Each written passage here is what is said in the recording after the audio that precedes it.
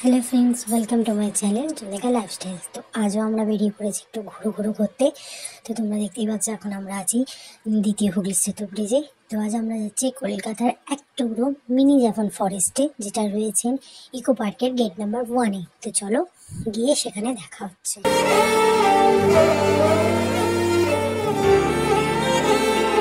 हम जो चलने लगे हैं ये रास्ते, मंजिल से बेहतर लगने लगे हैं ये रास्ते। आओ खो जाए हम, हो जाए हम यूं लापता। आओ मीलों चले जाना कहाँ ना हो पता। हम जो चलने लगे हैं ये रास्ते,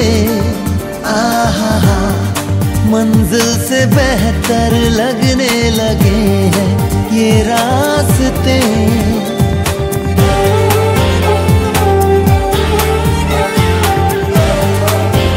তো দেখতেই পাচ্ছ আমরা এখন গেট নাম্বার 1 দিয়ে ভিতরে এন্ট্রি করেছি, এবং এন্ট্রি করার সাথে সাথেই এত সুন্দর দৃশ্য আমরা উপলব্ধি করলাম।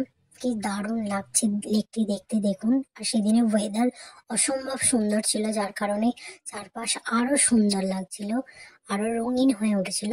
তো চলুন ভেতরে যাওয়া যাক।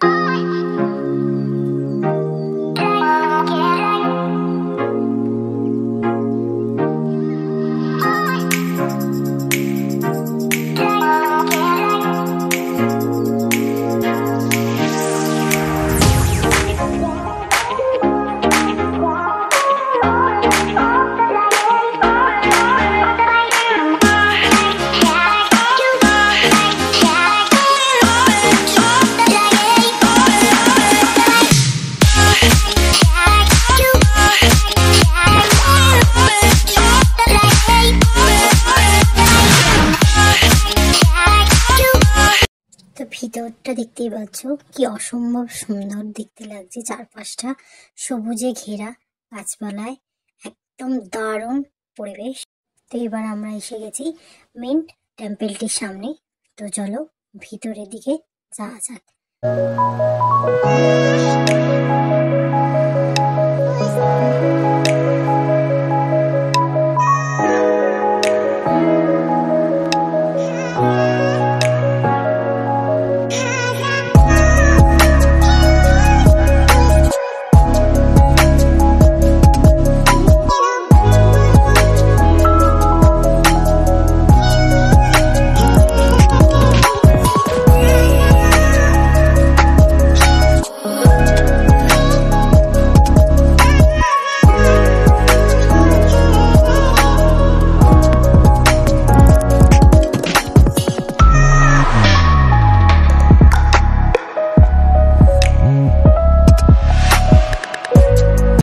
তো এখানে দেখলাম লেখা আছে এই রোপিংটির ভিতর দিয়ে যাওয়ার সময় যদি কাউন্ট করতে করতে ঠিক ধাপে ধাপে যাওয়া যায়, নাকি নেগেটিভ এনার্জি কেটে যায়।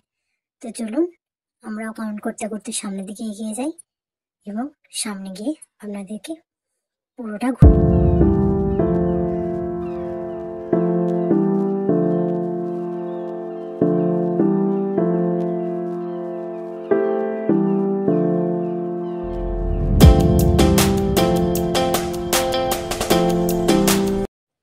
তো ভিডিওটি এখানেই শেষ করছি।